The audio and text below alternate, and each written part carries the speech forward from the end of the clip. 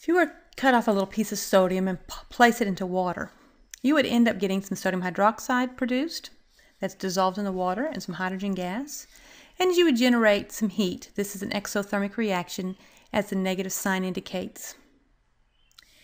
When we look at this thermochemical equation that's presented here, this amount of heat is generated when we look at these quantities in terms of mole amounts. So when 2 moles of sodium reacts with 2 moles of water, you will produce 2 moles of sodium hydroxide, 1 mole of hydrogen gas, and this amount of heat. This problem is giving us information about the sodium.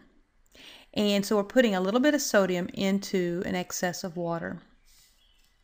So if we look at this relationship, we know that 368.4 kilojoules of heat will be generated every time 2 moles of sodium reacts.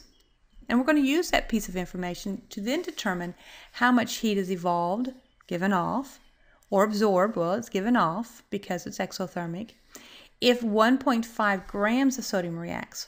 Well, since our relationship is not with grams but with moles, I know I need to take the 1.5 grams of sodium and I need to convert it to moles of sodium. And there are 22.99 grams of sodium in a mole. This will get me to the moles of sodium, which then will allow me to use the relationship that I wrote above. Moles of sodium to kilojoules, we know that we are going to generate 368.4 kilojoules for every 2. Don't forget that 2. There's a 2 right here.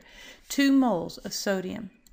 Now this will give me the answer to the question, and that is going to be to 2 significant figures, 12 kilojoules.